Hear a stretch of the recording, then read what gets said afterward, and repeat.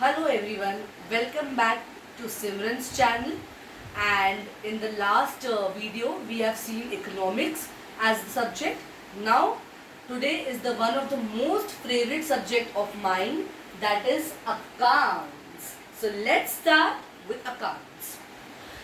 The golden rules of accounting.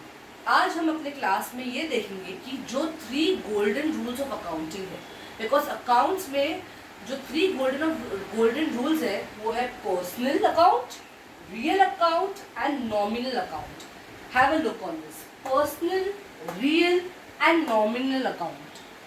Because यही 3 rules है.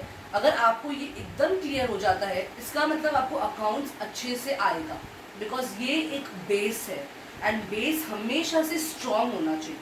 सो let's see to it. The first rule of personal account, सबसे पहले तो हम बताएंगे कि आपको एक डेबिट होता है, एक क्रेडिट होता है. ठीक है. हमेशा आप कुछ भी, अगर आपने सुना है कि हम सुनते हैं ना कि हमें जर्नल एंट्रीज पास करना है, ये करना है, वो अकाउंट्स में होता है. और अकाउंट्स में सब डेबिट और क्रेडिट पॉइंट ऑफ व्यू से देखा जाता है. ठीक है. तो अभी मैं पहले डेबिट का कॉन्सेप्ट आप लोगों को सिखाती हूँ. तो पर्सनल अकाउंट में debit is the receiver. Debit is the receiver. In personal account, what we have to keep in mind is that debit is the receiver. यानी कि वो मैं आपको एग्जांपल में अपना क्लियर करूंगी. अभी सिर्फ आपको इतने माइंड में इतना डालना है that debit is the receiver, credit is the giver. Credit is the giver. So in personal account, debit is the receiver, मतलब आप रिसीव करोगे, आपको मिलेगा. और क्रेडिट इज द गिवर, यानी कि आपको देना पड़ेगा. तो अगर डेबिट में कुछ जाएगा तो आपको मिलेगा, और क्रेडिट में जब कुछ जाएगा तो आपको देना पड़ेगा. So you have to just keep in mind इतना ही for now. I will explain you with example. Okay. Next, in real account, debit what comes in. यानी कि पर्सनल में भी आपको मिल रहा था, रियल में भी आपको मिल रहा है. So debit what comes in, यानी कि आपको कुछ मिल रहा है. And credit what goes out. What goes out. जैसे पर्सनल में था, क्रेडिट में कुछ जा रहा था, वैसे रियल में भी क्रेडिट में कुछ जाएगा. बट नॉमिनल जो है इसका उल्टा है, यानी कि पर्सनल और रियल का opposite is the nominal account, which is the last account. Okay, so debit all expenses and losses. आप देखोगे पर्सनल में आपको मिल रहा है, रियल में आपको मिल रहा है, लेकिन नॉमिनल में आपका जा रहा है. Because all expenses and losses, whatever is your expense और whatever is your loss, everything is going out in nominal account in debit part. Now we will see the credit part. All incomes and gains, यानी कि आप लोगों को मिल रहा है. अगर आप पर्सनल और रियल में देखोगे तो आप लोगों का जा रहा था, बट नॉमिनल में उसको ऑपोजिट है, आप लोगों को मिल रहा है. सो let's C from the first one. Personal account, debit is the receiver, credit is the giver.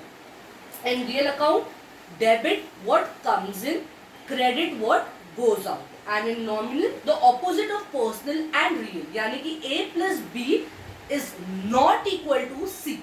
यानी कि in debit all expenses and losses, यानी कि आपका सब कुछ जा रहा है, and credit is all incomes and gains, means you are getting. Now we will understand this thing with a simple example, or I can say with simple examples. Okay. So first we will see the examples of personal account. Examples of personal account. Very simple. In personal account, whatever is the name related thing you have to keep in personal account. It means anything which is related to name. For example, my name, Simran's account. So now this account is related to my name, तो इसके लिए ये जाएगा personal account में। अभी मैं कोई bank का नाम लेती हूँ, HDFC बैंक, बैंक है, related to name that is HDFC, personal account में जाएगा। तो जो भी नाम के साथ जुड़ा हुआ है वो पर्सनल अकाउंट में जाएगा। Very simple to keep in mind, कुछ ज्यादा दिमाग में डालना ही नहीं है। Next we will see is the examples of real account. What we are going to see, the examples of real account. They are as follows. ठीक है, तो एग्जाम्पल्स ऑफ रियल अकाउंट जो है, सबसे पहला है कैश। कैश, तो हमेशा कैश का रिलेटेड कुछ भी होगा वो रियल अकाउंट में ही जाएगा। Then you have is furniture and fixtures. Now what is furniture, तो you know, and fixtures मतलब furniture and related item. So anything related to furniture and fixtures, मतलब fixtures भी वही होता है furniture related, that will go in real account.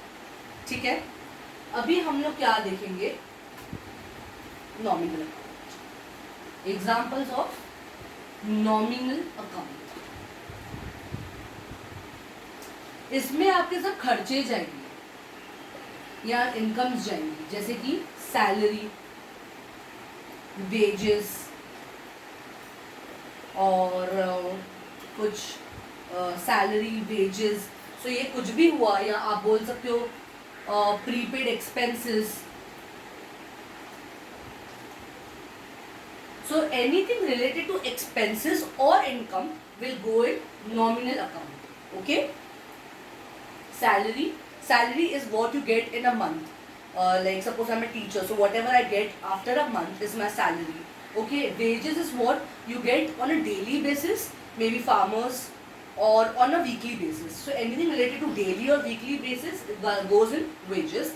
And last but not the least is prepaid expenses. You know, when you recharge your phone, you have one prepaid and one you have postpaid. तो prepaid मतलब आप पहले ही उसका पे कर देते हो, right? So that are prepaid expenses that you will see in further what are the proper examples of prepaid expenses. For now you just have to keep in mind these all things will go in nominal account, that is salary, wages and prepaid expenses. Now we will do a full-fledged one sum, और थोड़ा सा हम देखते हैं कि journal entries कैसे पास होती है, क्या डेबिट में जाता है, क्या क्रेडिट में जाता है। So for that I will have to use my mom's phone, क्योंकि इसमें मैंने एग्जाम्पल है लेके रखा है। मैं आप लोगों को दिखा भी देती हूँ कि मैंने इसमें कुछ लिखा नहीं, अगर आप लोगों को लगता है कि मैं पहले से प्रिपेयर करके या कुछ आंसर्स लिख के रखा है, ये खाली सम है तो मैं उसके हिसाब से पास करती जाऊँगी। ठीक है, तो यहाँ पे आएगा date, whenever you make, date आएगा, पर्टिकुलर्स आएगा, ये स्टैंडर्ड है, हमेशा आपको ऐसा ही टेबल बनाना है। डेबिट आएगा और क्रेडिट आएगा, और पर्टिकुलर्स के बाद हम लोग एक वो भी बनाते हैं, लेजर फोलियो। अगर आप जर्नल एंट्रीज पास कर रहे हो तो आपको एक LF का कॉलम बनाना है, दैट इज लेजर फोलियो। इसमें हम क्या करते हैं ना, हम लोग नंबर्स लिखते हैं, बट जब हम लोग 11th में जाएंगे, 12th में जाएंगे, बिकॉज आप देखोगे तो ये यूजुअली 11th-12th का ही पोर्शन मैं आप लोगों को करवा रही हूँ। तो जो लेजर फोलियो है ना, आप लोगों को ऐसे ही से बनाना है, आप लोगों को इसमें कुछ लिखना नहीं है, तो इसका कंफ्यूजन आपको होगा नहीं। बट मैं आपको एक एक्स्ट्रा इन्फॉर्मेशन दे रही हूँ, इसमें नंबर्स आते हैं, ठीक है, वो एंट्रीज के नंबर्स आते हैं, बट हमें सिर्फ ये कॉलम बनाना है just for the sake of, ठीक है। तो इसमें कभी भी ये कॉलम हमेशा ही एम्प्टी रहेगा। बाकी डेट आपको जो दिया होगा, you have to enter the date. Particulars में you will have to write, आपकी जो एंट्रीज आप पास करोगे वो आप लिखोगे। Ledger folio you will just draw for the sake of drawing. Debit and credit में आप अमाउंट लिखोगे, ठीक है। Let's go, cash to capital, cash debit you will always have to write DR, doctor का जो होता है ना DR, debit is denoted by DR, so cash in debit, capital in credit.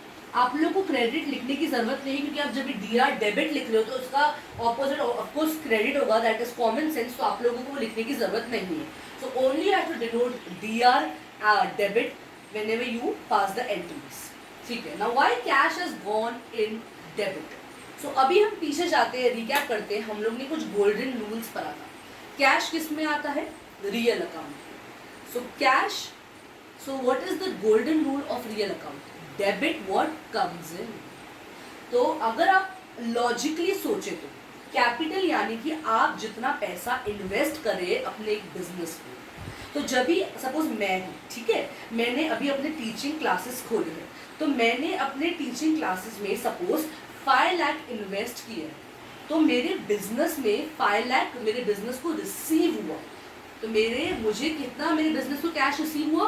5 lakh. So debit what comes इन, तो cash debit हो जाएगा। और मेरे पैसे गए मेरे हाथों से, तो वो क्या हो जाएगा? क्रेडिट, यानी कि मेरे हाथ से पैसे गए और मुझे बिजनेस को मेरे पैसे मिले, तो ऐसा है। Cash is debit because debit what comes in, that is the golden rule for the real account. And capital of course Simran's capital है, क्योंकि मेरा पैसा जा रहा है तो ऑफकोर्स मेरा नाम आएगा, एंड जो भी नाम के साथ जुड़ा हुआ है वो पर्सनल अकाउंट में जाएगा। सो credit the giver. And amount of course आप कुछ भी डाल सकते हो। सपोज मैंने 5 लाख बोला है, या मैं 25,000 डालती हूँ, स्मॉल अमाउंट लेते हैं। सो 25,000 डेबिट में, और कैपिटल ये लाइन में, तो यही लाइन में आप अमाउंट डालोगे। जो लाइन में आपकी एंट्री है वही लाइन में आप अमाउंट डालोगे, ठीक है। अभी नेक्स्ट एंट्री लेते हैं, सिर्फ हम लोग 3-4 एंट्रीज ही लेंगे, ज़्यादा नहीं। नेक्स्ट एंट्री है purchases to cash. Purchases debit to cash credit, ठीक है। मैं आपको बता दूं कि परचेजेस जाएगा किस में। परचेजेस जाता है नॉमिनल अकाउंट में। मैंने अपने आपको एग्जाम्पल्स में प्रॉपर एग्जाम्पल्स नहीं दिए थे, मैंने आप लोग को 2-3 ही एग्जाम्पल दिया था, because I was just giving your example. थोड़े से इतने सारे एक साथ दूंगी तो याद नहीं होते हैं, बट ठीक है। तो purchases will always go in nominal account. तो नॉमिनल अकाउंट का क्या है rule? Debit all expenses and losses. अभी मैं सपोज अपनी क्लास के लिए चेयर खरीदने गई हूँ, यानी कि मैंने परचेज किया है, बट मैं परचेज किसके एक्सचेंज में कर रही हूँ? मनी के, तो मेरा मनी गया। So debit all expenses and losses, तो मेरा एक्सपेंस हुआ, इसके लिए परचेज हो जाएगा debit. And cash credit the giver, again वो रियल अकाउंट है, तो क्रेडिट द गिवर, मैंने पैसा दिया, कैश गया, तो ये क्रेडिट हो जाएगा। तो सपोज इसका अमाउंट है 5,000, तो ये 5,000 इधर आ गया। Last entry for the day,